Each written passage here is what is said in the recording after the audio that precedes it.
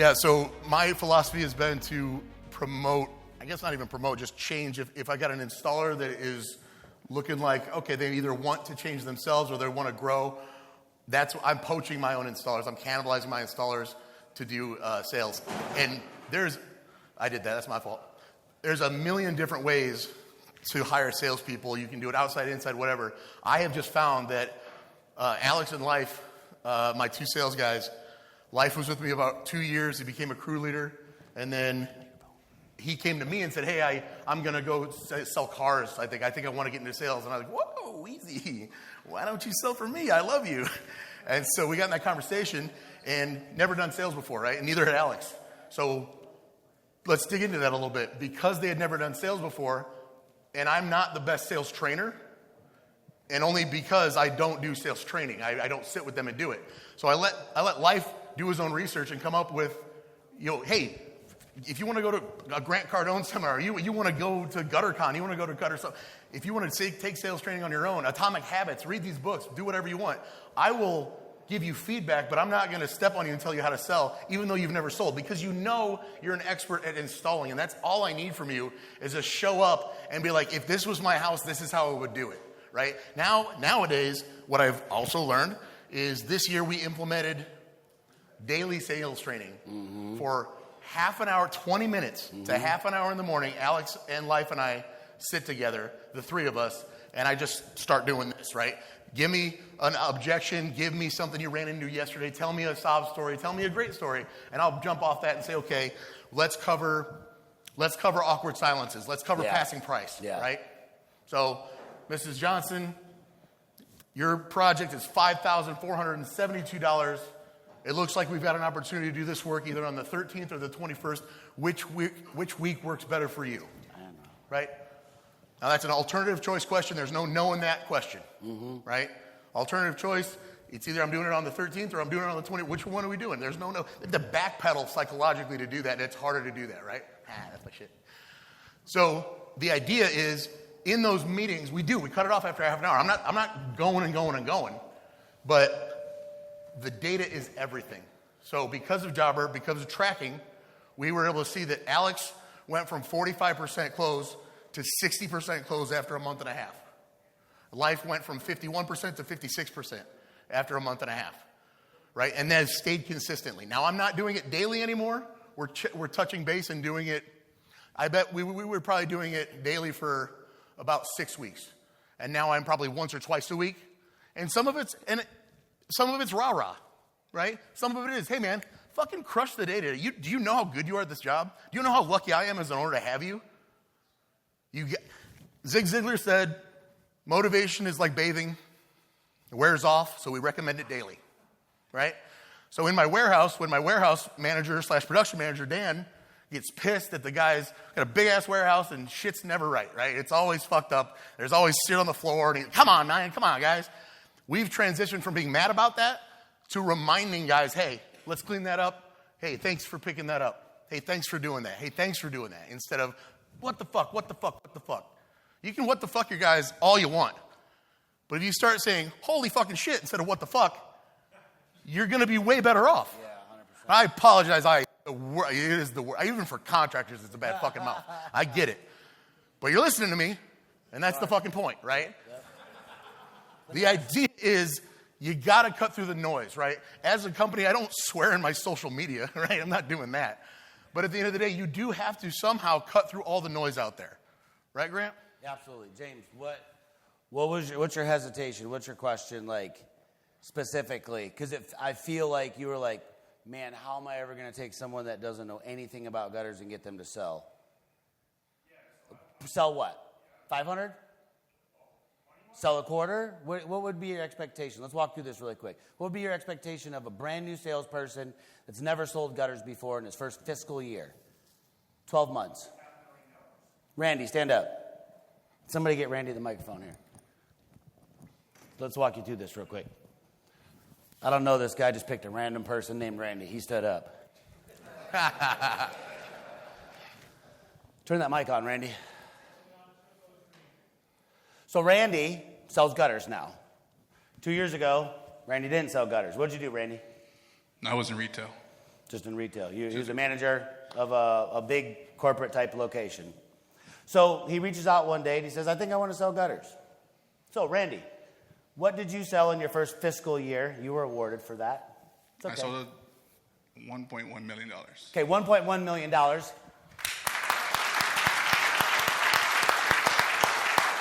Good job, buddy. I want to be intentional about that moment. Why did you do that?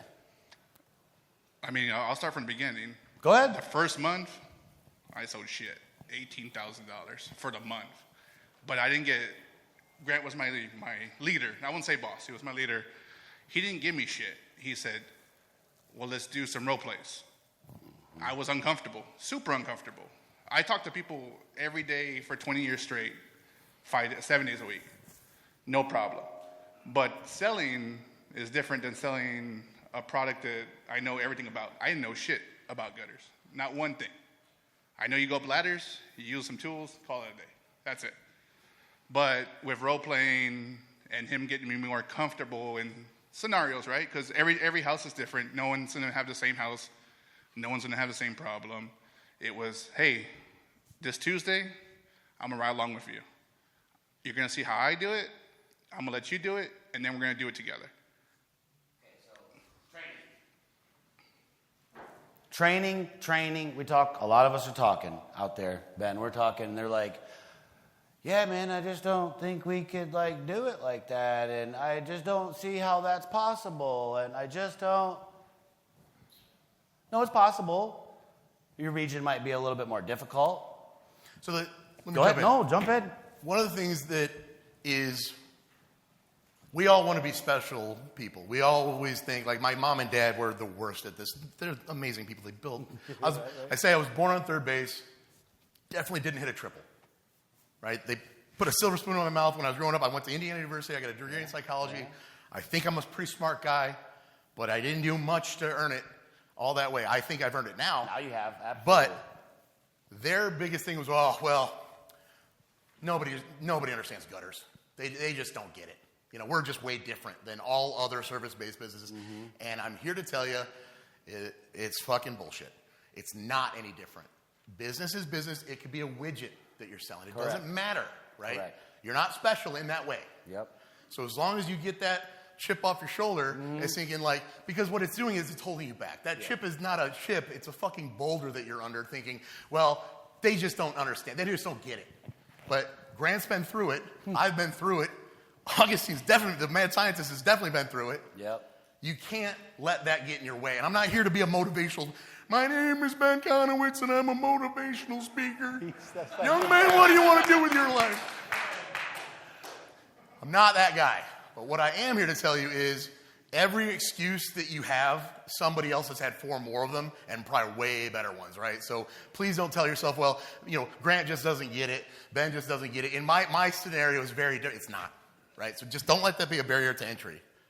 It does. It goes back to trying things out, making sure that you're all in on trying something, right? But the uncomfortableness is where the money lies, right? Yeah, I wasn't confident initially because I didn't know anything. And so then you're passing with price, training and stuff. you're telling them, right, it's $5,477. We can do it next week or the week after. Which one's better for you? And then what? Then you stop talking, right? And the number of people in this room probably that sell gutters, if I'm in the room with you and you start talking, we're going to have a conversation about that later because that's probably the only thing I'll actually get visibly upset about. Correct. I don't really get mad about much. But when you spent maybe 20 minutes to an hour with these people doing your job of company history, your value to the company, letting them vomit out, letting you vomit out. All the stuff. Right? All the shit. Yeah. You've done all the work. And now all of a sudden you're going to ruin your own sale by assuming, well, we got to think about it. Okay, well, what do you need to think about? Yeah. They're not asking you a question, you idiot. They're not asking you, if somebody says in that moment, well, I'm just not sure, that's a lot more than I expected.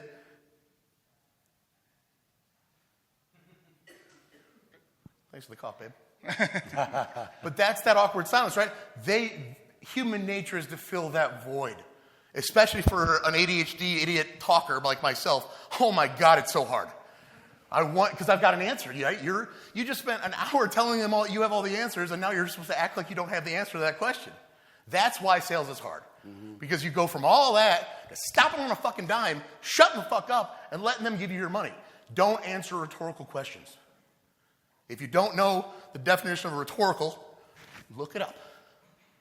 But don't answer rhetorical questions. You're getting in your own way so much more than you think, right? Yeah.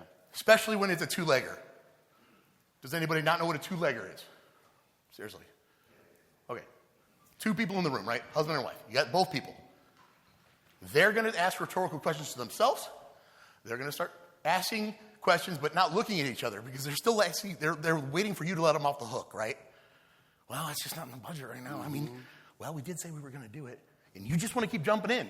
But I'm here to tell you again, if you just want to fuck up, they're going to be like, you know what? Do you want to go through this again? I don't want to go through this again. He's very nice. The company looks good. Yep. He showed up in a branded truck. Yep. He didn't smell like cigarette smoke. Yep. He looked the part. He used to install for this company. He's only 24, but he installed for the company. He's got a little scratchy beard. Okay, fine, fuck it. Let's go with it, right? Perceived value, ladies and gentlemen. People buy on perceived value, not real value. It's perception. I've got a slide somewhere in there where, and I do this in my sales meetings with my guys, here's the perceived value you need to reach in order to make a sale. And name your house that you're out at, and you have your hand here going, this is $7,000 on this house. This is $10,000. This is what I'm trying to sell it at, right? 10 grand. Well, if I show up in a branded pickup truck, I'm here. If I don't smell like cigarette smoke, I'm here. If the person that answered the phone wasn't me on a ladder being like, yeah, let me call you back. If it's an actual person, it's like, hi, thanks for calling LaPorte Seamless Gutter. How can I help you? Right? A little bit more, a little bit more. All of these incremental 1% changes get you to where you need to be as perceived value.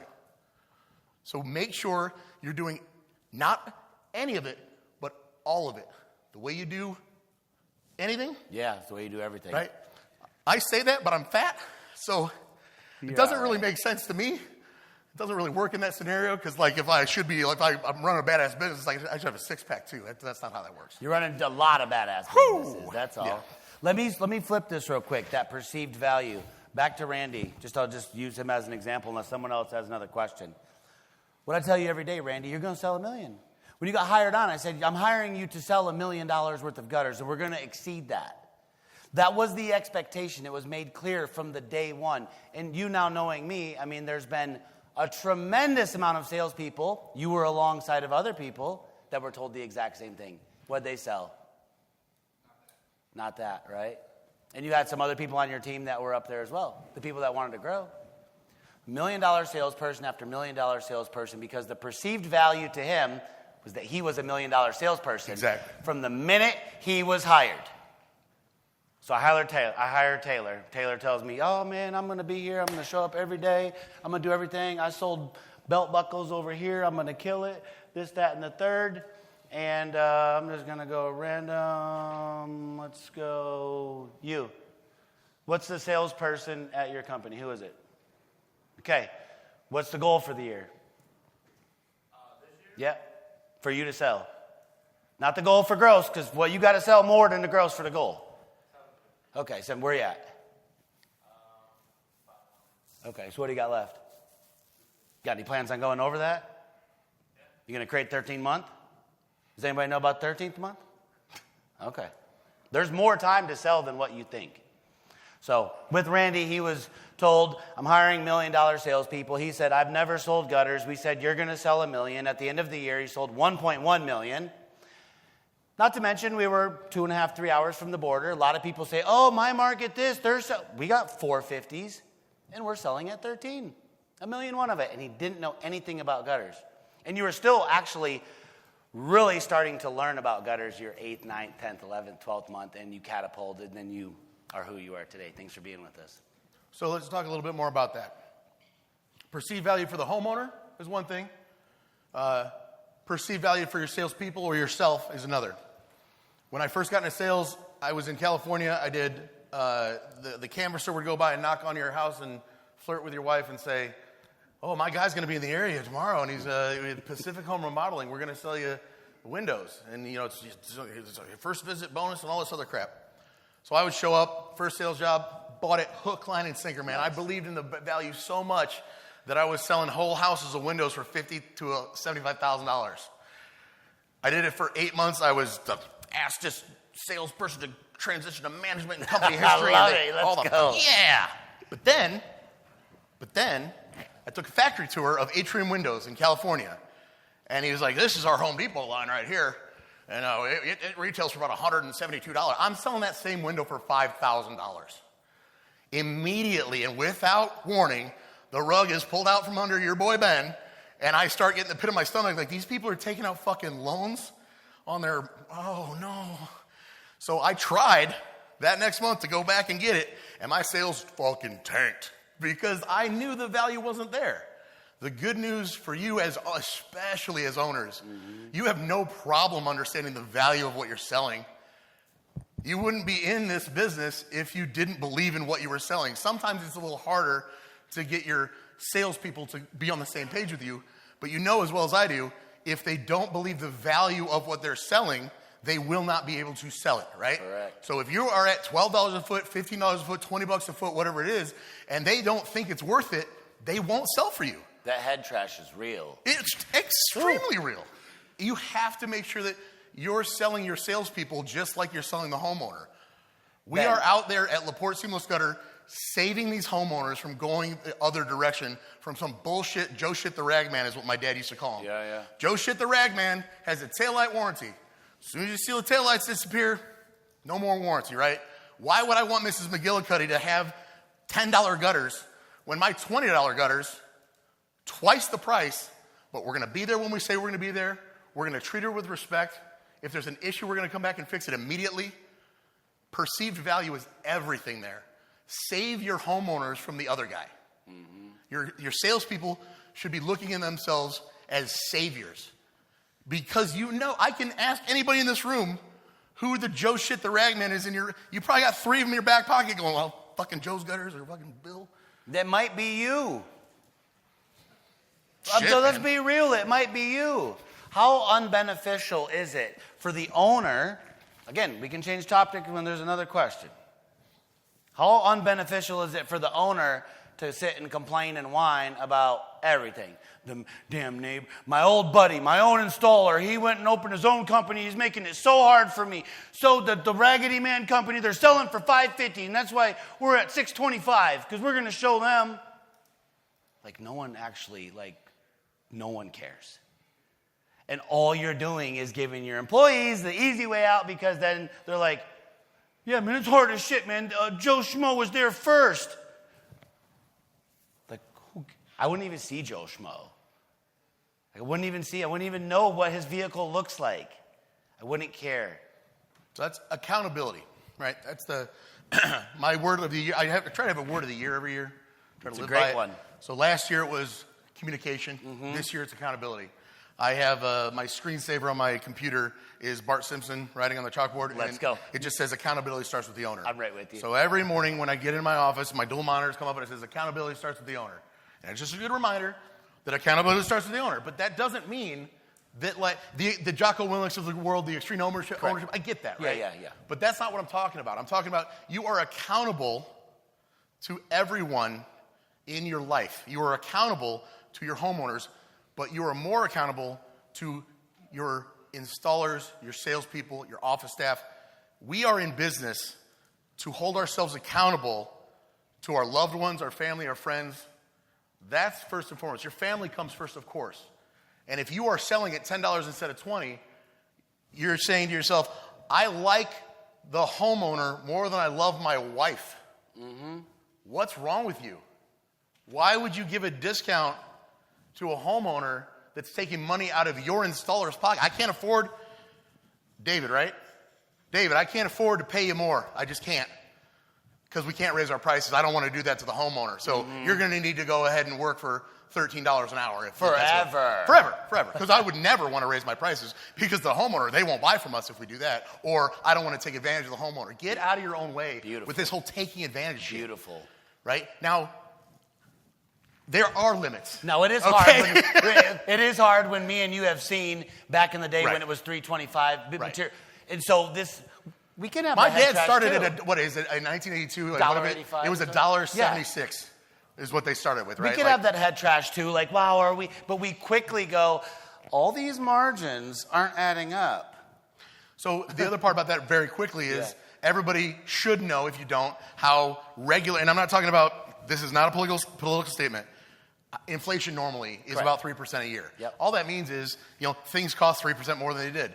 But they don't just cost 3% more for you, right? They cost 3% more for everybody, including your installer. Yep. So your installer wants to buy a gallon of milk, and now it's 3% harder to do that. Now you haven't given them a raise in 3 years. It's 9%, 12%, 15%. And all of a sudden, you haven't raised your prices. When's the last time you actually raised your price? Has anybody raised their prices this year? Good, right? The year before that, did you do it as well in the year before that? Because if you're not raising your price 3% per year, right, then you are absolutely costing yourself money across the board. It's not even close. That's a cost of living raise. Absolutely. That has to happen no matter what, which means to. 3% of your price, $10 a foot becomes $10.30 a foot in 2026, right? Yep. And then compounding, You have to do it. Otherwise, you are shooting yourself in the foot. My father was notorious because he thought our contractor was going to leave us, so he never did it, right? So we were retail, we'd raise. And then I had to have the tough conversation with Port Housing, who's a modular home company, who's already doing 027. We're 032 in Northwest Indiana just because we are. David gets it. Yep. But they're 027 because they're, modular, right? So after 10 years, I had to go 3% per year and go, I'm raising your prices $1 a foot. Good job. Good job. And he was like, and I had to do it. They didn't leave us because I was able to break it down to them, right? You know what? It wasn't just, unlike the down payment situation, which doesn't cost them more money, it just costs them money at a different time. The things that do cost people more money, that's where words are free. Yes. That's where you need to get in there and have a plan to talk to somebody and explain, my father should have been doing this for, if he would have, this would have not been a big deal. Unfortunately, it is what it is. You've got to be willing to walk away from that customer that might be giving you 5-10% of your business. At that time, they were giving us about 6% of our business. Yep, absolutely. And I had to walk away from them. I thought, I'm going to go in here and lose this. So my plan was, after that meeting, I was going to go door knock. Because I was like, I just feel bad. I got to go make this money up somehow. They were like, oh, yeah, sounds good. Sorry, nobody. I was, of course, so stressed. I just went in there, and they were like, we were kind of wondering why we were taking advantage of you for 10 years. Yeah. Because they're raising their prices 3%. Everyone else smart. has raised their price on them. Yeah. They don't just, let's answer these two questions. We'll go you and then you. I think that our biggest bottleneck is probably training the installation team. Any processes that you guys have for training installers? I mean, not me. So... I was just saying, this is literally his wheelhouse. I can give you the perfect answer for that. Okay, so if you want to become a doctor, what do you do? Okay, but the problem is there isn't a school. But there is now. I have one. You can come to Florida. Anybody here, the open invitation, whether you're in my program or not, coming down to Florida, let's get your boys trained up. You guys know that about me. So you have to hire a professional. You don't have to. You could hire an installer that's really, really good. So I hired Ben's installer. Ben fired Thomas. Okay? Thomas, I'm looking for a guy. I want Thomas to come work for me. He says, yeah, I've been doing gutters for 15 years. He's been doing gutters for 4 years. And he was fired from Ben's. And I get him to come train all these guys at my company because I got a professional. How do you know if he's a professional? How do you know he didn't just train your guys a ton of bad habits? If he was a professional, he'd still be working at Ben's most of the time. So the flat-out answer is, how do you train your guys? You hire a professional. So what if you want to be a plumber? I mean, you can figure it out from your uncle, your dad. We don't have that in the industry. We're working towards that. There's no perfect answer. There isn't. And we could go down a bunch of avenues. The pitch is gutter growth. I'll train up your people. I have a fabulous track record of training up people. You can train up your people. There's a lot of people that train, but I'm offering my services, and I guarantee they're going to be fabulous. So find somebody that will train your people for you. You only need to train one, and then get leaders building leaders. See, I was a leader. I was the director of operations for the company. He didn't call me boss. I didn't need to be the boss. I just needed to be the leader. Guess who became sales manager? We make leaders building leaders, building leaders, building leaders. Everybody wants to scale. What are you going to scale? 2 guys you got from another company that have no intention, that are great at putting screws in wood and horrible at life? So I never hung a gutter in my life, ever. My dad put me on a truck when I was 15, and the guy started smoking a joint in front of me, and I was a tennis player 130 pounds ago, and I was like, hey, guys, you're not supposed to be doing that. And they're like, shut up, fag. And I was like, oh, Jesus Christ. It's a long time ago. We don't use those words anymore, but I was called that a lot. And then what'd I do? I go tell my dad? Hell no, I told my mom. I love it. Yeah, man. I was like, and then they call me a word. So I'll say that to say this. The first guy that I had a falling out with as an installer when I was the boss, we got in an argument, and I can't remember. I'm probably going to have to paraphrase, but I said, Ian, I don't want your respect as a fucking gutter guy. I've never hung gutter. I want your respect as somebody who cares about you and is trying to make your life better. Yes. And I'm bleeding for that. I mean that. Yep. I've cried with my guys. I have helped them out. I have done what I can. If you don't see that in your coworkers, in your leadership, ask yourself what you're doing there. Yep. Because if it's just for the pay, shit, man, a lot of ways to make money. Mm-hmm. But it can't just be about the pay. You got to be about, the name on the shirt isn't just Laporte Seamless. Like, you got to have that pride to work there. So we've got, right now, I think it's like a 90% retention rate. We've got Dan and Donovan are my legacy employees that have been with me since my dad. Mm-hmm. And then I've got guys that are 11 years, 10 years, 7 years, 6 years, 5 years. It's really a career for my guys. We charge the client so that my guys can have careers. Yes. Not jobs. You got a question? Well, you know what? We were talking about raising our prices on the flight here. And Joe, my head sales guy, does not want to raise the price. And I, the owner, do want to raise the price. Sure. And I think we're going back and forth because we want to service all the customers at the price that we're charging because we think that maybe those shows are the cheapest option. Sure. But at the same time, we want to be able to pay our guys to take enough time on site to do a really good job, to make more, to grow, to have a career, like you said. Right. What's your opinion on that? How do we're having that? It is still that perceived value. What's your name, sir? I'm Joe. Joe. I'm Ben. Nice to meet you. Welcome, Joe. It is still for you perceived value, right? It's a problem of you don't believe the value of the new price, right? What are you charging per foot? It doesn't really matter, but what are you charging per foot right now? Just on anything. $17 a foot. And he wants to raise it to 17, 70, 20, 30. What are you trying to raise it to? 20, okay. So 17 to 20, right? Who's really good at math? What's that percentage, right? Is that?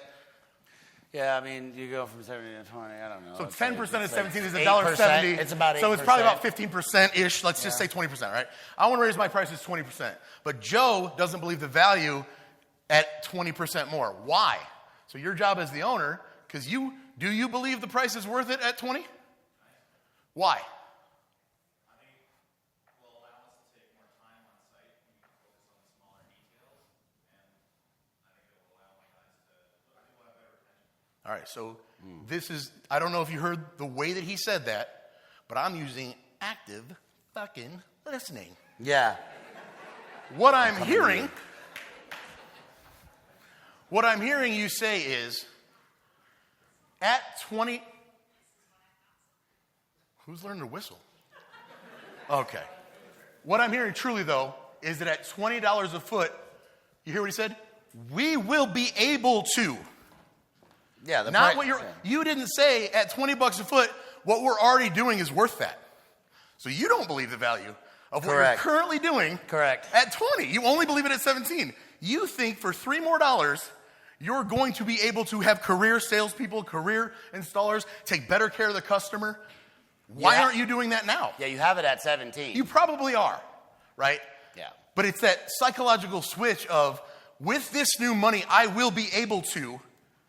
But what it should be is, I am taking such good fucking care of my customers and my clients and my family and my installers and everybody that, holy shit, I can't believe we're not doubling our price right now. Mm-hmm. And for a sales perspective, I look at that going, for me, yes, the owner, of course, wants $3 more a foot. Why? Because technically, that is $3 extra in pure profit, right? But you have a good boss, and I know why. Good leadership says, what is he going to do? He didn't say, well, I'm going to buy a boat. He said, I'm going to be able to take better care of my people. So you know he's going to take this raise and he's going to reinvest it. And so that, I'm not trying to shit all over you here. That's a great response. It really is. But you're already at a good value. I believe that you're worth $20 a foot right now, of course. You're probably worth $25. But taking that extra money and you know he's going to reinvest it, and a rising tide does what? Raises all ships, baby. Your boat goes up, you make more money. The next time that you sell a job at 20 instead of 17, how nice is it going to be to know when that work needs to go up, the installer that's going to show up is somebody that you pay so well that they actually want to be there. Instead of, I don't know, man, fuck get this shit done. Yeah, exactly. Yeah, what do you think? You got a hot daughter. Other than that, I don't give a fuck. Cool, $17 a foot. Is $20 a foot? Well, hello, ma'am. How are you? I don't know. But the idea is, obviously you have to believe the value, right? And I promise you, if you go and sell something for $20 a foot right now compared to 17, here's the secret. The homeowner has no fucking idea how much it's supposed to cost. Right. You know how much it's supposed to cost. So I'll say one more thing and I'm going to let you take over. Yeah. One more thing. When you're giving a discount, and Alex, where's Alex? That's my sales guy, Alex. Let's go, Alex. 60% close. We're probably $2 to $4 more a foot than everybody in the area, and he's at 60% close, and I'm very happy with him. Let's go. Because you can be at 60% if you're the dirt cheap guy, of course, because everybody doesn't give you all that data, right? Yep. But we've had these conversations lately where I see a quote come through and it says yard sign discount, right? Yard sign discount of whatever, and it'll just be on the quote. And I talk to them and I say, does the homeowner know what it was going to be before the discount? Or is that just on there as a line of what we do on our jobber shit? We just have a price. We don't have a line item breakdown. That's just how we've always done it. So you can argue that all day long, whether or not you should do that. But what I'm trying to say is, because your homeowner doesn't know that it used to be 17, you should guys, if you're doing this, stop. Never ever take some money off thinking, well, they'll probably buy at $1,900, but they're not going to buy at $2,100. They don't know that you gave them a discount. I've had this conversation so many times with Life and Alex, like, well, did they know that you took money? Well, no, I didn't actually tell them. I guess you're right. If you're going to give a discount, let them fucking know that you're giving them a discount. Yeah. I know it sounds like you guys are looking at me like I'm an idiot, but this is true. It happens all the time. Your perceived value is like, well, they'll buy at this, but they won't buy this. How dare you? How dare you pretend to know what they'll buy at? Do your job. Do what we talked about, right? Yeah. Do the warm-up. Let them vomit. Do all your shit. Get your process out. Pass your price. Hold your price. And you'll be just fine. You're getting in your own way by saying they won't buy at that. Bullshit. Yeah. They had trap houses. Exactly. People buy. Yeah. Copper gutters. I like, you might disagree, and I'm not saying in every situation. I like raising the prices. Randy, I used to raise prices. I wouldn't even tell you. Hey, Randy, we went up $1.25 today. Your average sale is $32.84. Your average sale is now going up to $33.91. Have a good day. No, he's like, oh, fuck, my day just got harder. It's hard enough as it is. We just raised prices on you. You went to go put the numbers together because we used a CRM and the system is automated. And headquarters, boss, me, I changed the price. Who cares? You kept selling, didn't you? You didn't even. Every now and then they call me like, did something change a little bit? I feel like my average. But congratulations, he's giving you a raise. Yeah, no, that's awesome. That's where it's at. Yeah. Let me take Taylor's. We're gonna go about 10 to 15 minutes more, and then we'll wrap it up. Taylor, what's your question? Yeah.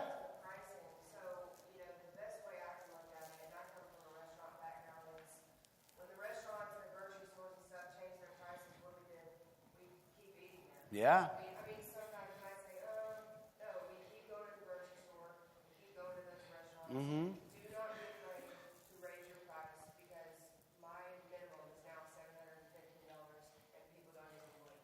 It can be $1,000. I know, Taylor. And when they do blink, and when the people do blink and they don't use you, good. Yeah. You don't need them. You need the people that are willing to pay that price. Right. There's plenty of fish in the sea. Yeah, right? there's there so really many. are. Taylor, who are you? What company? Where are you guys at? I'm Let's go. We've been open for 14 months, and we're in Tyler, Texas. And we did It's okay. Tell them. Tell them what you did. a meal on your one. Yeah, come on now. But hold on. Taylor, I know your market. I was right around the corner from you before I moved. It's so hard to sell there. They got a bunch of people selling at $5 a foot. Do you care? No, you don't. I watch you. You don't care at all. Zero. None. It's in a hard market. Stone Shoe's in a hard market. People are like, Grant's crazy. You moved back to Florida? That's a hard market. That's not hard. Standing up here, filling in for people last minute's hard. Sorry. No, not for you. The presentation is good. Oh, no, you're amazing. I'm glad that you're here with me. I'm glad that you're here. I'm glad that everybody's here with me. Question. Let's do some. I want to come back really quick. I want to take you for a loop. And Randy will know this, and some will or won't. Do I care more about the average closing rate or the dollars looked at closed? Who knows what dollars looked at closed looks like? Who's tracking that currently? You are? I'll give you a hat. It's worth more than that. But is anybody else tracking dollars looked at closed? What is dollars looked at close? Yeah, so everybody says, you are? Yeah, you should be. David, what is it? So, right, it's that most of the time I've done, it's always been at my close rate was 50%. Dollars looked at would be like 35. Correct. So, Okay. right now, the past 30 days, I got a 66% close rate, and I got a 60+% dollar. Listen, great job, David. Since no one's hand went up but two, that means you don't know what dollars looked at close means. That's why you're not winning if you feel like you're not winning. Like you're looking at the wrong metric. Everybody's like, what's your close rate, Ben? Man, I closed 33 or I closed 85%. Okay, so I bought all these leads, and you went and quoted $1.7 million in gutters. You quoted a whole bunch of $4,500 and up jobs. You quoted a whole bunch of $1,700 to $1,000 jobs. And I find out that your close rate's 61%. And you are amazing at closing from $1,000 to $1,700. But you suck from $1,701 to $2,650. And then you get back decent again from $2,560 to $3,200.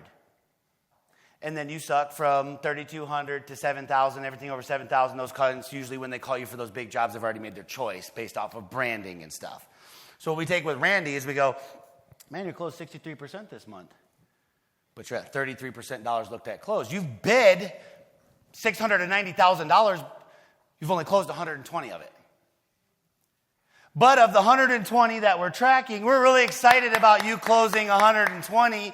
You bid 620. So when Randy bids $2 million to get the 1.1.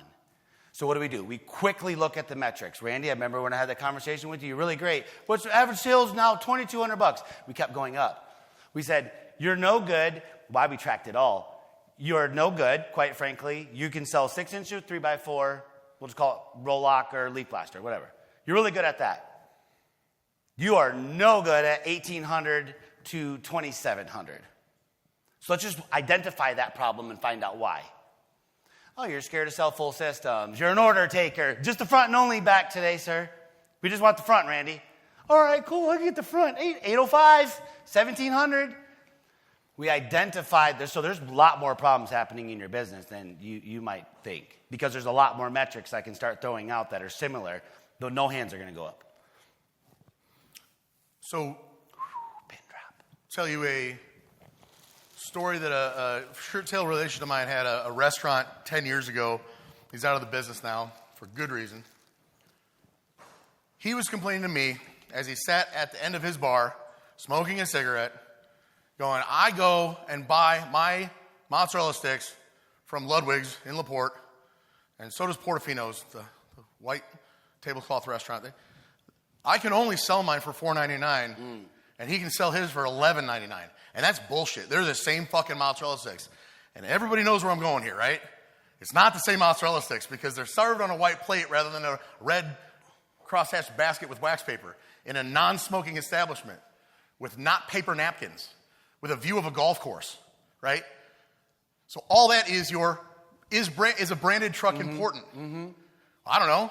Do you want to show up with a wax paper basket, rust bucket truck, or white plate service, right, with a business card with your actual name on it instead of scratching out the last guy's name? And you just flip it over and draw a number on it and be like, there's your quote. How many people run into that, right? We run into that all the time. Back of the business card. Yep. Yeah. Dollars looked at, closed. That's not a good thing. That alone right there is not a good. I mean, I'm not saying it's a bad thing. I mean, we want you to be successful. You know, I absolutely want that. I'm just saying that's not a great thing. So 85% of your business is going to the lowest bidder. Now, we all need a little bit of builder work, absolutely, and contractor work, all that. We all need some of that, for sure. We're probably about 80% retail, 20% contractor work. Right? So see how you want to flip-flop that. It's a great place to start. And I'm glad that you know that number. But it's not a great thing. It's a good thing. You have work. But it's not a great thing. How does he position himself out of that? I was going to say. Yeah. So that's comfortability. That's a great question. But also, you're being given the money. You're not being able to ask for more money, right? Because it's just the contractor saying, you've got an established rate. Here's the work. Go do it. Right. So, and then I step in. I disagree with that. I mean, I agree. Okay. I agree with what you're saying, but I disagree with letting your contractors dictate the crap builder grade. Yeah, for sure. But on that price list, is there a bunch of special stuff on there, like hand tabs or 4-inch round or gutter gates or drains? Anything else? Yeah. We just let them know, if you're going to do business with us, we serve a client a certain type of way. Okay? Once you get that comfortable where you could look at my contractor and say, yeah, Ben, we're just not doing the shit work you want us to do anymore. That means we don't need Ben anymore. That means we've done something else. When we get that confident, we're going to be that much greater with our actual clients, right? And then you can come in and I think educating the contractors, there's a whole conversation about that. So right? your question about, so a buddy of mine, Ty Barkley, is a Gutter Goliath out in Iowa. Yep. And he has just recently gone from 99% contractor to he's really pushing retail now, right? Yeah. And he's told me he's made more profit in the last 2 months than he's got in the last 2 years. The profit is, if you're charging $3 more per foot, right, just like his raise, where's that money going? Directly into your profit, right? So retail sales is honestly where it's at as far as that's concerned, but it's a different animal completely. It really is. So to start that process, the best time to start was yesterday. The second best time to start is when you get home. Right now, yeah. And all that is to talk about a little bit of how to get into the retail market compared to a contractor. It's like starting a new business. It is. Right? So from the marketing standpoint, your best, and this is me talking I don't have data on this other than my own. Yard signs are your best friend as far as ROI. Mm-hmm. Put out some freaking yard signs. Have a yard sign contest. Say you're going to give away a $100 bill if you like and share us on Facebook and allow us to put a yard sign in your yard. So then we did that. We got 75 yard signs placed in March of this year, and it cost me a $100 bill, right? That's the kind of stuff. Now, you have to be I'm very careful. I do not put yard signs in public areas and litter the streets. That's bullshit. You look like Joe Shit the Ragman doing that stuff. But if you put it in a yard of somebody that'll allow you to do it and have a little contest, that's free game, man. So ROI on things like that. Door hangers, we have door hangers now that we've been doing. And the referrals, right? So we have a leave by. Does anybody leave a leave behind card after your crew has been there to say, hey, scan this QR code and leave us a review? Miss Lisa Hubbard leaves roses and magnets. Stuff like mom would. So that's something that if you're not doing, and I'm talking about guerrilla marketing, the cheapest shit possible. Yeah. If you have we have door hangers now, but we started off with just index cards. And they said, for us, it was leave a review, feed a family. Yeah. For every review we got, and we still do this, we give $10 to the local food pantry, right? Now, we've gotten, from March when we started this initiative, we've been in business for 43 years, and I'm embarrassed to say we had 83 reviews as of March of this year. Now we have 200 since March. Look at that growth. Because of that, only that. Yeah. We haven't paid anybody. That's literally from doing that, and also from just because we have a retail shop, people do walk in and pay their bill. I printed off a QR code and said, scan this, please, and leave us a review. So our staff asks for it. But then we also say, if your installer is mentioned by name, he gets a bonus as well. So our guys are now pushing for it as well. Yes, sir. So I'll answer a question with a question. If I say there's a toxic person at your company, does one person come to mind? Or is it multiple? What I found, and maybe Grant can think differently here, what I found is somebody always decides to take up the mantle of shittiest employee in the world. Like from the 1990s on, it was like Mike, and then Kenny, and then Ian, and then Bob, and they all just like, it's like a fucking baton. Like somehow, then they got that mopey guy that sits on the end of the truck and is like, I don't want to do nothing today. That guy's got to go eventually. And as soon as he's gone, guess what? My dad would say, assholes pucker for about 6 weeks. You got the best employees in the world. When you fire somebody that's been with you longer than a year, right? I don't really look at it that way. I just think if you get rid of toxicity, I mean, Harvard did a study saying if you've got a toxic employee, it's costing you so much more than every other employee being an A employee. Correct. One F employee fucks you over way harder than having everybody be Bs, right? Everybody be Cs. One F screws you. So if you're thinking of the ringleader of that B group of attitude problem, I'm guaranteeing you pull that guy aside and you got to be just bluntly out, what's the fucking deal? Yeah. Right? Do you not feel appreciated? How am I letting you down? Accountability starts with ownership. How are we letting you down? It's like, well, you're not, man. Yeah. What are you mad about then? Do we not take care? Well, I need more money. Okay, let's talk about that. These are the conversations. But if we're going to get off the stage here, I'll leave you with this. Uncomfortable is where the money is, and it's not just about passing price and shutting the fuck up. It's also about that thing you don't want to do. You're uncomfortable because you don't want to have that conversation with that toxic employee that you know you need to have. You don't want to do callbacks on people that owe you money. You don't. I don't want to, but you have to. You don't want to do follow-ups even.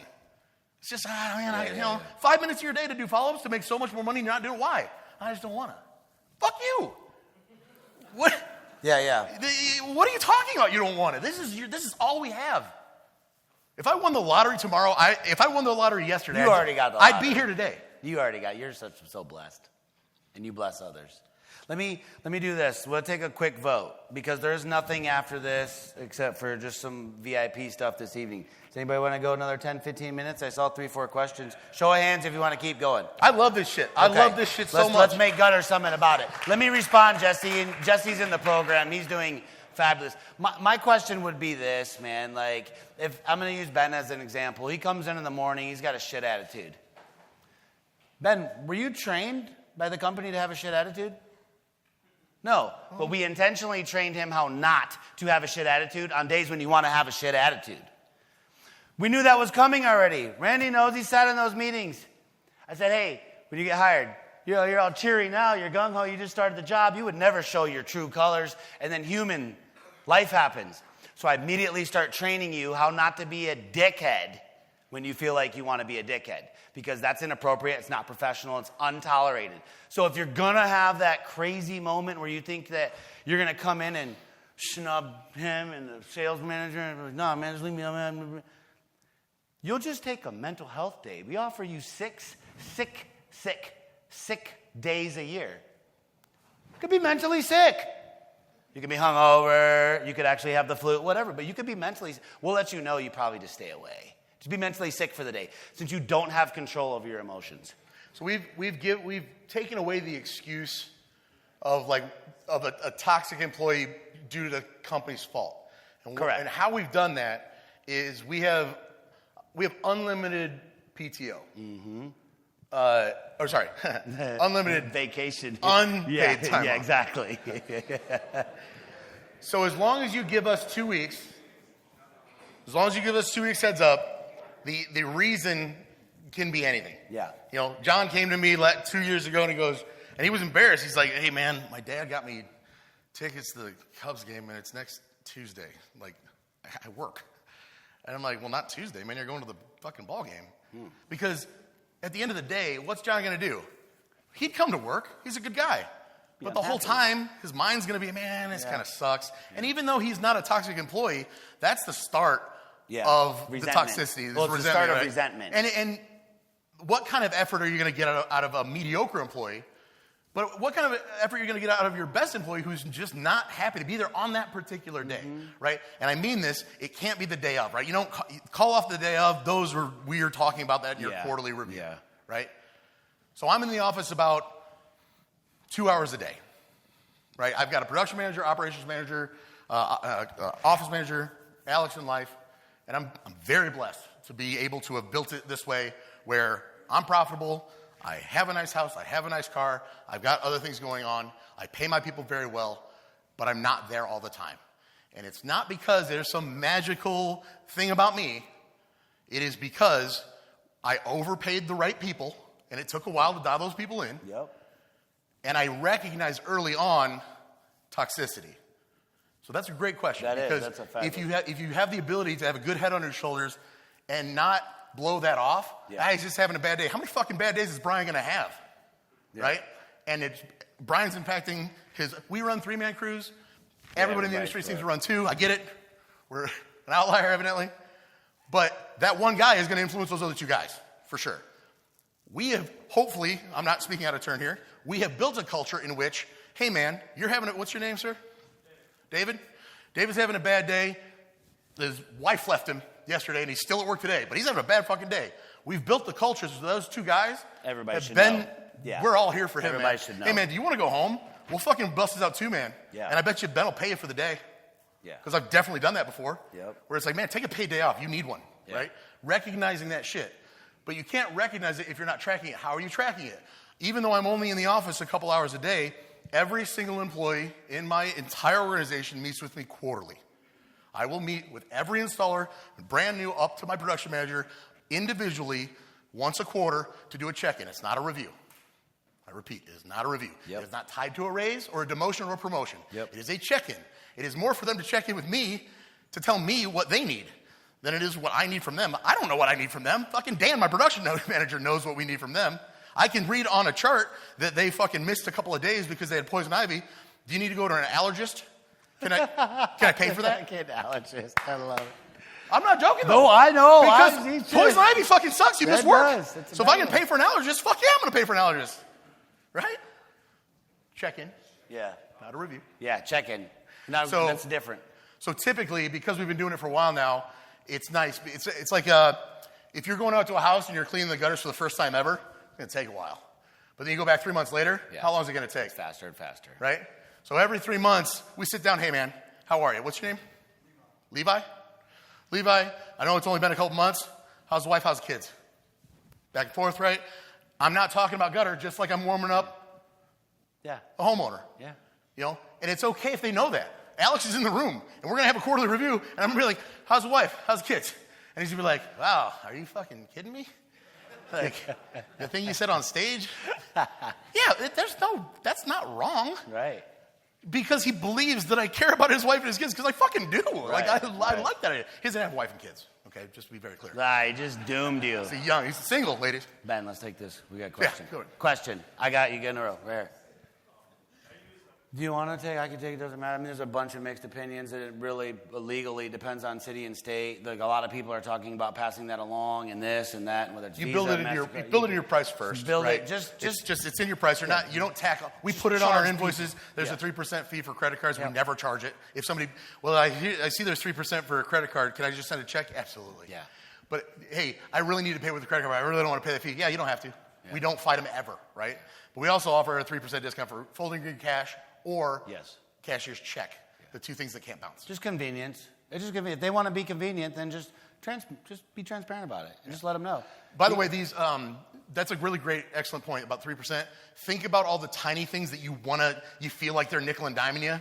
Well, I don't want to give them an extra extension. No. Come on, man. Give them the little, everybody, my dad famously had the everybody gets one, right?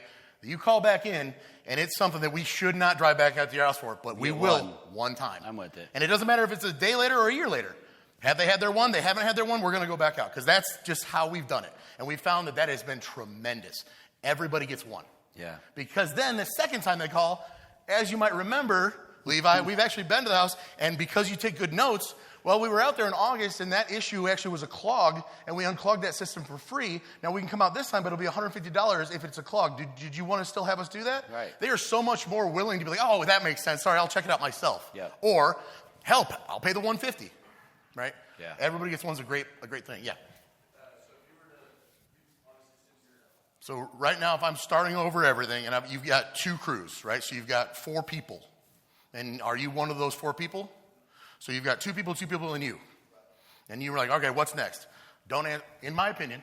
Well, because like I know you guys. There's only one question right here. Should be is like, well, what's the actual targeted goal? Because then we could actually maybe help you. Right. Because if you want 4 crews to do 500,000, I don't have an answer. I'm looking at it from a perspective of like, how am I not wasting my own time? Well, that's what I'm saying. How busy are you going to be as an owner? Are you running a $5 million operation with 2 crews, or?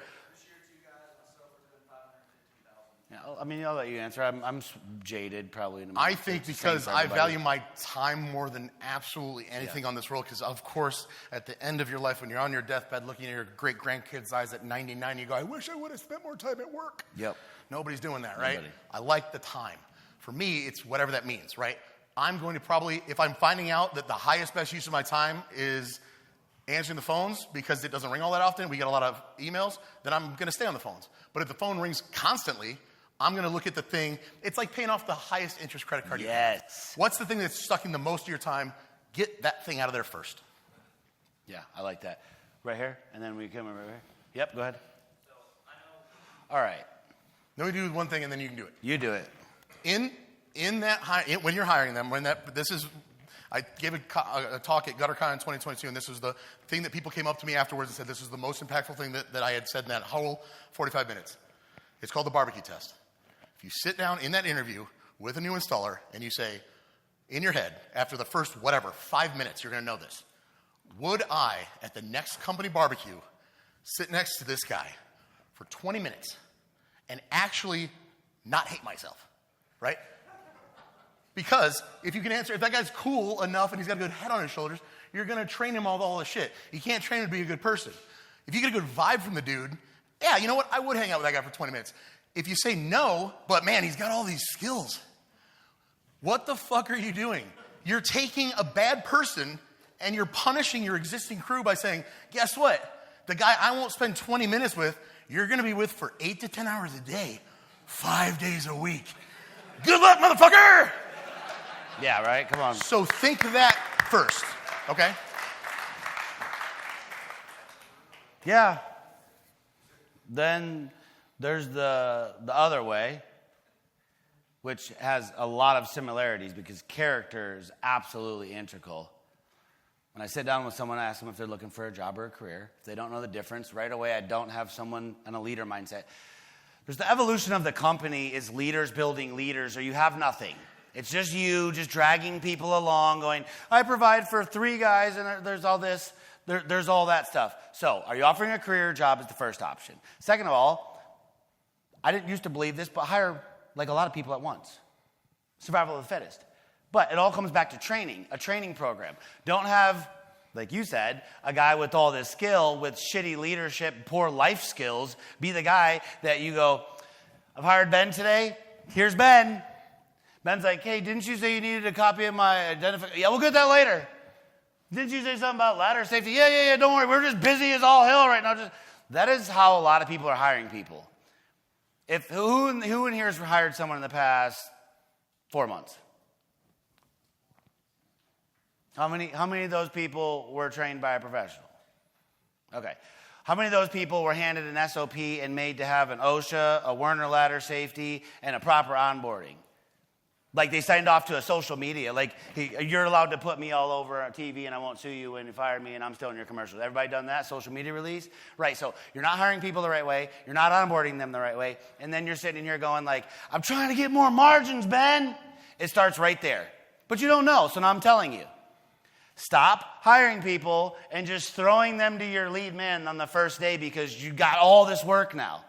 Hire 4 people and throw them all here. No, I'm joking. Hire 4 people. Stop hiring one at a time. A lot of people are like, oh, well, that's wrong to do to people. What, let them prove that they're a leader? And then put the leadership, like if you're in gutter growth, you guys get it. There's like tons of leadership stuff. It's all built out for you. All the SOPs. How to do $1 million in the first year. And you show the guy, welcome to the first day. It's paid training. You're on probation. You are making, I'm not a big hourly guy. I'm not against it, but I like percentage.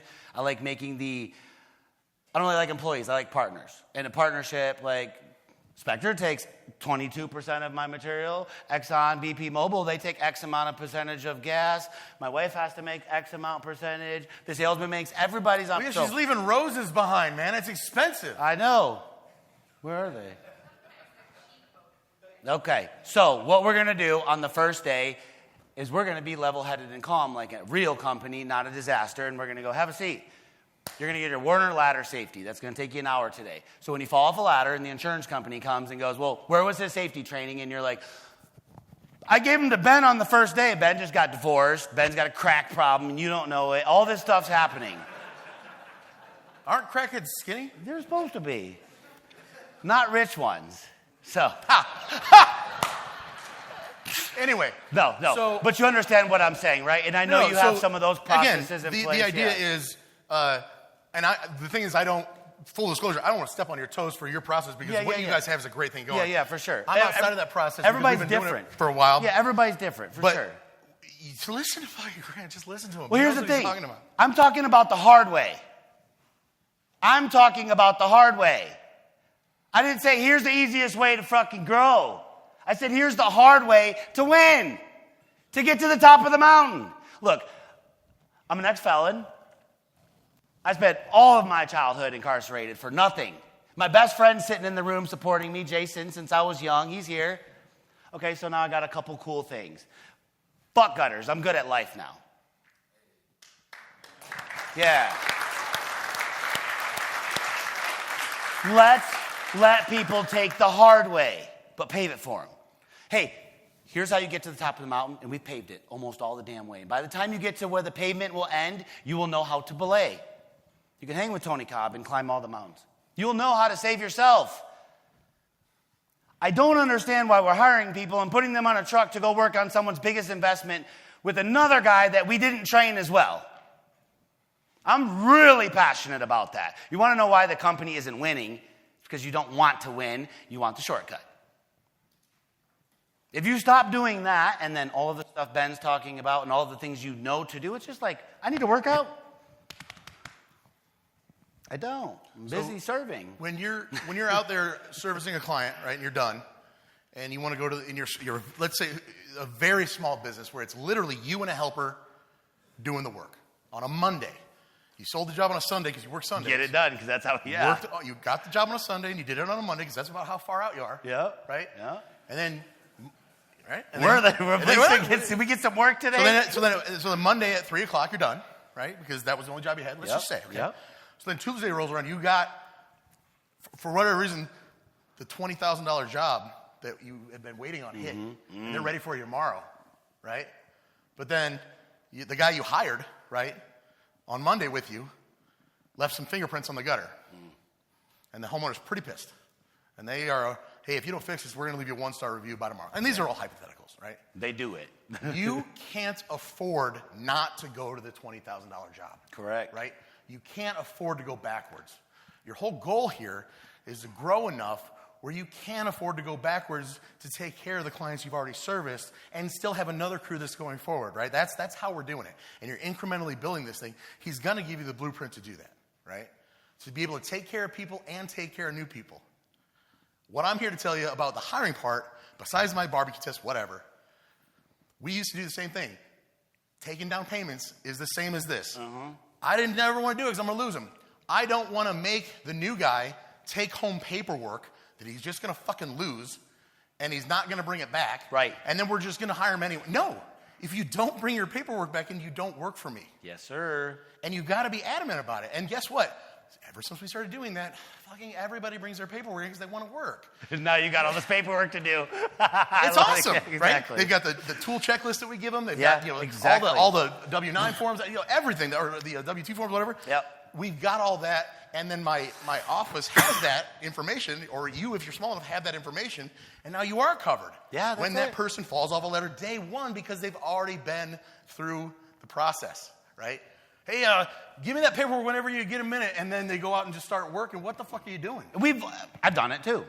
Oh, I've been that manager. We've done it too. I'm just letting you know, if you want the proper way to do it, it's not the way that we've been doing it. And it's the hard way it's only the hard way when you It's think only of hard it way in as your head. exactly. It's It's a hard extremely easy. decision to make, but once you make it, you're going to wonder why the fuck you did it any other way. I would never go back to the old way of not having them turn in all their paperwork before they start with me. I would never do that. You know why? Because great. everybody does it, and it's the easiest fucking thing in the world. Yeah. But I never would have known that if I just didn't go for it and just say, this is what we're going to do from now on.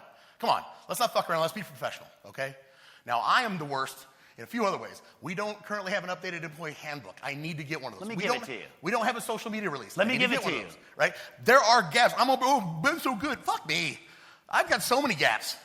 But I'm doing what I can daily to make sure that we are filling those gaps, making ourselves better.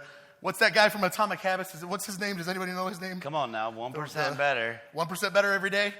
If you're 1% better every day, what's that, 365% in a year? That's hey, a math. lot. Question. Let's wrap it up. Question. How do you feel? He loves it. Why Would you go back the other way? Why are you doing it that way? What changed? Oh, well, something in you. I mean, you are gutter growth. And so are you. So are you. You guys are the growth. I just give you some paperwork there. That's just experience. I had to earn that. Good job, Chris. That's you, buddy. That ain't me. Where's Tyler? I'm going to call. Where's Tyler? Tyler, what'd you say? 18%? You did about the same, but 18% more net this year? Did about $1 million last year. Gutter growth. Tyler, his team.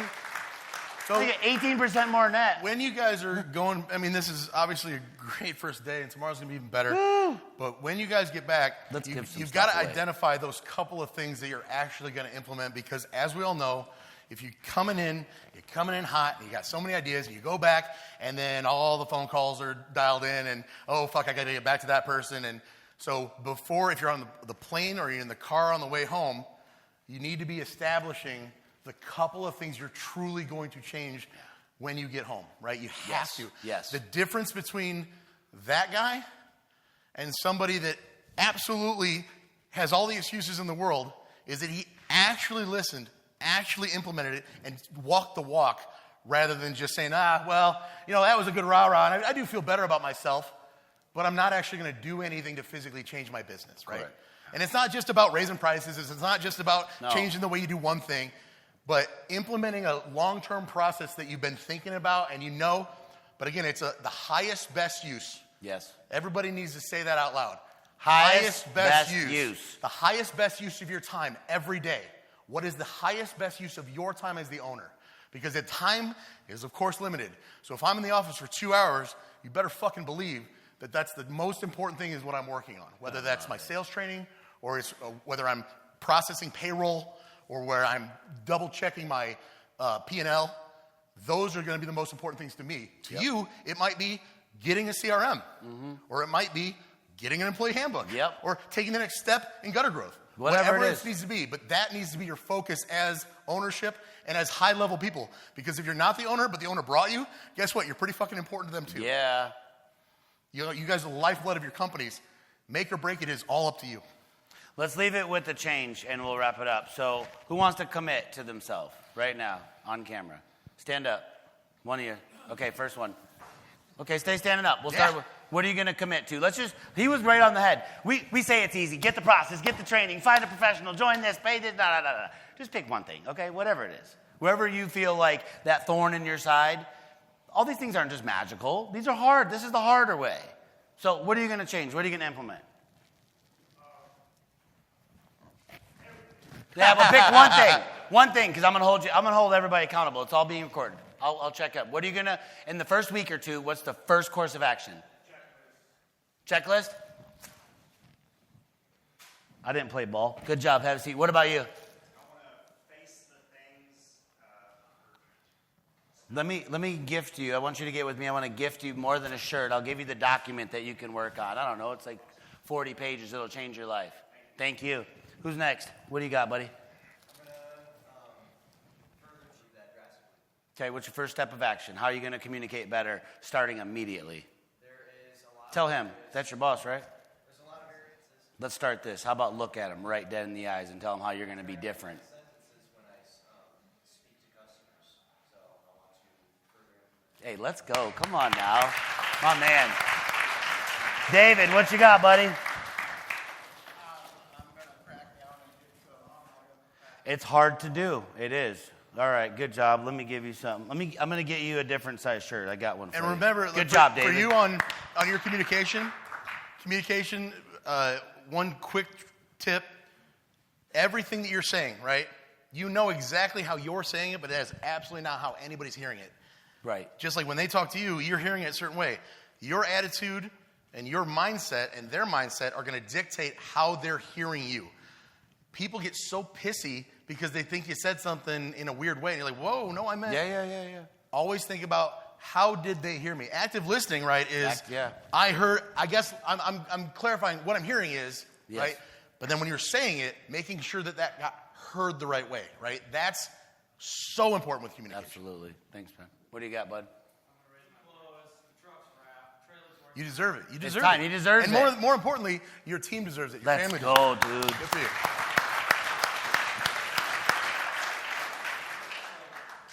All right, there we go. Look at this Money guy where wants his to mouth put is. in growth. Let's talk about that, and let's get you the right price on the machine. Don't let these boys eat you alive on them things out there, all right? And maybe you win one tomorrow. What you got, buddy?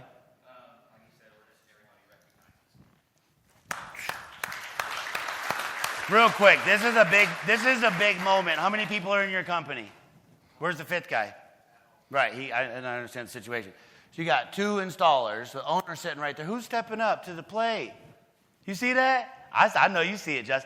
You got 2 employees. One of them said, you know what, we're a little tight. I'll just buy them. I'll invest in the company. It's my brother. And the other one says, man, we're going to start having clarity. That's going to be powerful when they get home. Let's get you 2 right there climbing the mountain. All right, get those signed by Johnny. Let's go to you real quick. I'm going to get our lead installers professionally trained up. Let's go. I like that. All right, come on now. What you got?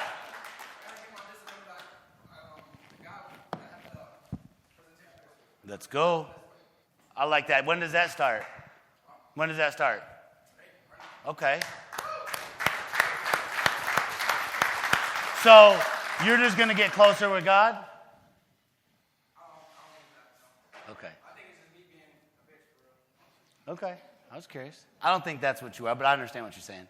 Anybody else? Okay, right here. What do you got? I like that. That's cool. Let's get you going.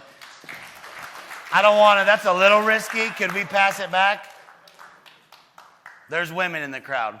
What we got? One more, Chris. Oh, we got 2. Okay, go ahead, Chris. Yeah, I love that. Keep in mind, we got one more. Who else? Anybody else? Yeah. You got the book already? I like that. We're gonna spend some time together too, man. You got one already signed. You want a template? What do you want? 6-inch, 5-inch? Let's get it going for you. All right. Anybody else want to commit right now? No, you're in Cali. I was born there. I'm coming to you. Let's do it. Let's come to you. Me and Timmy are coming, Gutter Lives, 4 to 6 of them next year. We're starting in Cali. We'll be in California in February. And then we're coming around. So find out where we're going to be and where we're going to be at. And these are free. Not looking for you guys to go, oh, yeah, let's get our guys professionally trained. We'll go down to Florida. And Grant's like, $9,000. Free. That's my time. Yeah, let's make the industry great. Now, if you want me to come to you, I'm charging. There's expenses. If you want me to come to you, I am charging. If you want to come to my door, I'll spend the day with you absolutely for free and train your team up. If you guys, obviously, it's going to be overwhelming, a lot of information, right, in a couple of days. We already talked about highest best use. Okay, highest best use of your time. So when you guys get back, keep in mind also that most of us, by and large, have a limited capacity for willpower. Correct. Right? It's a muscle, right? You can train it, but it is an exhaustive resource. It does not last all day. You can't trick yourself into more of it. Decision fatigue as owners and as high-ups in the company is a real thing. And you're not a bitch if you are tired from that shit. Right. Okay? You're not. Right. You're a human being. It absolutely hits us all. What I'm here to tell you is, in the morning, right, most of us get up, get that coffee in you or whatever you're doing. That's the time where they talk about swallowing the frog, right? That one thing you really didn't want to do, that's when you're going to have the most energy to tackle it. Yeah. Do yourself the biggest favor you can, and don't avoid the hard thing first thing in the morning. Get it out of your way, because it's like getting up and making your bed, right? It is. Get a small win in the morning with something you really didn't want to do, and I promise you, from 7 a.m. on, it's a great fucking day. Ben, you're fabulous. You're a rock star. I love you, brother. Thank you for helping me out. Hey, give it up for Ben.